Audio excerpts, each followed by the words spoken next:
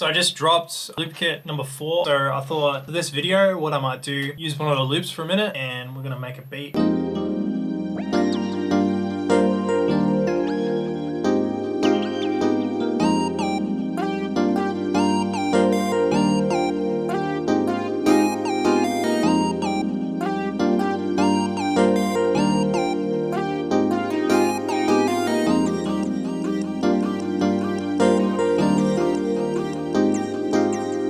I use DX7, this is what it looks like.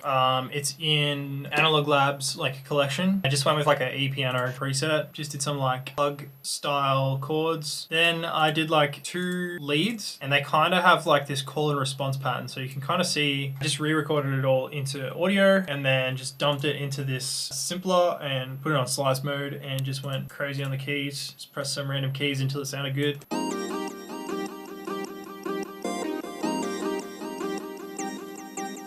But yeah, there's a whole new section, that easy.